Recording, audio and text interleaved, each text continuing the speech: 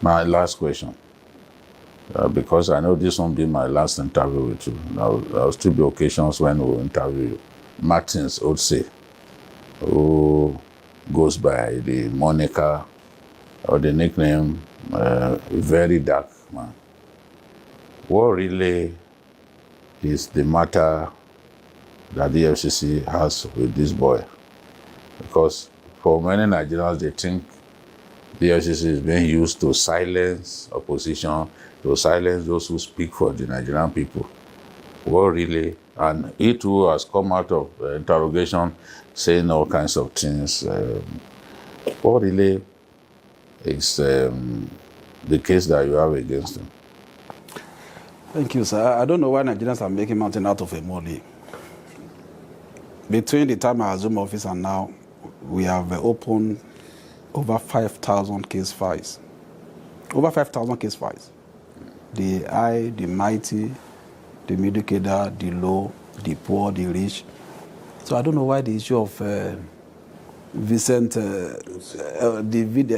don't know why it has become a national issue. And I give you a background to it. We received petition, about 4, on that young man, written against him. And for like 5 months, we have been carrying out our preliminary investigation without inviting him, knowing the kind of person he is. He's out there, he has followers and all of that. Even though, like I said, the law is no respecter of anybody. Now, if I can bring in West governors, ministers, people who are serving, people who are in private sector and public sector, I don't know what is special about anybody that we cannot bring in. So based on that, and when we are through with our preliminary investigation and we feel he had questions to answer, we brought him in to answer the questions. And when he got there, we had legitimate court order to detain him because there was no way we would be through with the interrogation, within a day. But there are so many legs to the investigation, so many legs.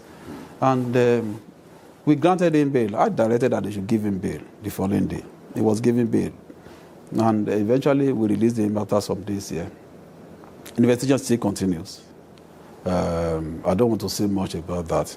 And when we are through with our investigation, if he has a case to answer in court, he will be made to answer a case in court. And if he doesn't have a case to answer in court, so be it. But as I'm talking to you now, investigation is still ongoing.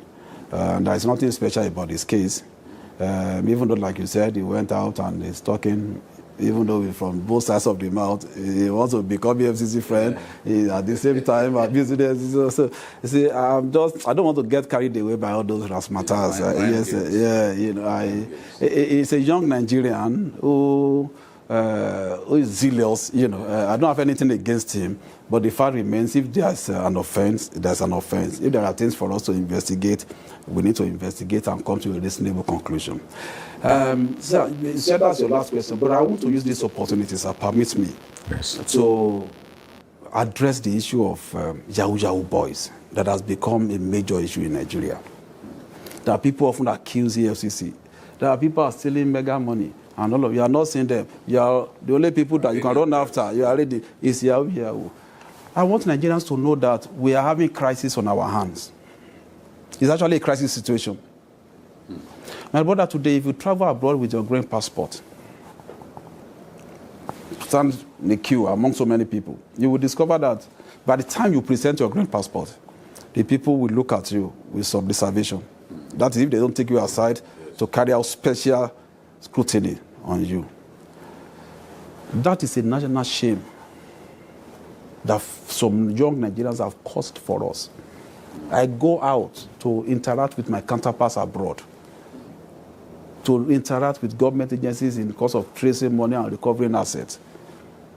And there are things that it will be difficult for you to defend. They see these things on social media. Now, having said that, yes, a lot of foreigners come to use the identity of Nigerians. I want to tell Nigerians, this Yahoo thing we are talking about is a crisis. Just 2 days ago, we arrested over 120 Nigerians, young men. People don't believe, these young men don't believe in hard work anymore. Sir, I'm from a state where education is our pride. I'm from a state where the major enterprise we have is education.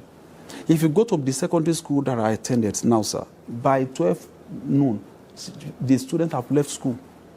You see, in secondary school, you see them in hotels, in groups, trying to scam people. You see secondary school students driving vehicles. Is that, that those the people want to hand over Nigeria to? Is that the nation we want to build? Now, sir, let me tell you the most dangerous aspect of it. It's not just about Yahoo. Nigerians should know this. These guys, some of them are into banditry. We have evidence. We have proofs to do that. Some of them are into kidnapping. Yes, because when they know they don't see people to scam on time, they kidnap. It is there. It is in the news. People know. This is the work we do. People know. Some of them now, they launder money for the politically exposed persons. So don't just see them as Yahoo boys anymore. The traditional way of stealing money is no longer applicable. When they steal government money in billions now, they give it to all these boys. They open crypto wallet, and they put the money there. From there, the money goes abroad. You can buy a house, you can buy vehicles and buy anything with your Bitcoin.